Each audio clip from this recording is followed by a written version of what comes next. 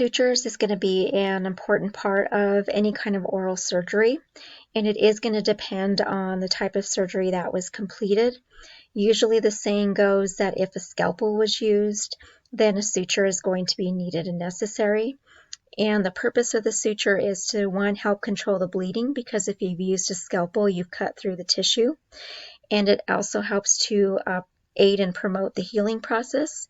So usually in a single, simple routine extraction, a suture is not going to be necessary. There's going to be some bleeding, but the bleeding over time will subside.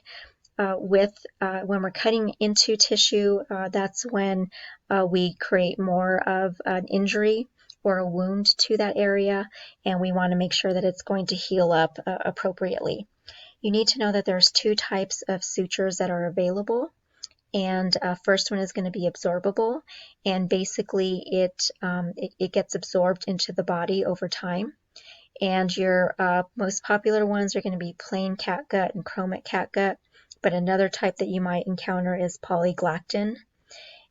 It's not actually catgut, however, it is purified collagen that is taken from the small intestines of healthy cattle, sheep, or goats.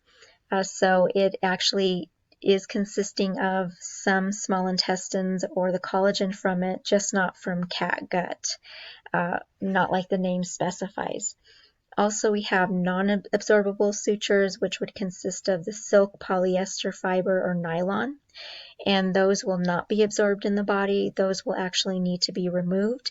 And the typical time frame for removal of those sutures is within 5 to 7 days, because usually by that time the tissue has kind of started to heal together, and we're not going to disrupt that healing process. If we remove it too soon, then there could lead to possibly the wound opening up and it taking a little bit longer to heal. Suturing is not anything you have to worry about how to do it. Your surgeon is going to be suturing. You may be asked to cut the suture once the surgeon is done suturing. You just have to make sure that you're not cutting the knot, because if you do, then he or she is going to have to start over again and probably won't be very happy with you.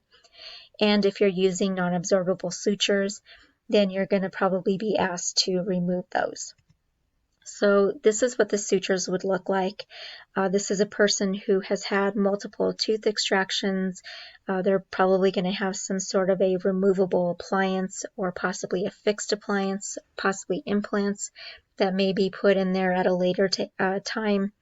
But this is kind of what the suturing looks like, and the dentist is going to have their own suturing technique. There's different types of ways to do a suture. And it's going to be based on, how they learned how to do it. But this is kind of what it looks like, and we can see that the tissue, as it was cut, is able to kind of come together and to heal up very nicely. So obviously, at this point, teeth were extracted. The bone, possibly an alveoloplasty, was done to contour that bone to make it a little bit more smooth to allow an appliance to fit on top of the tissue once it heals up.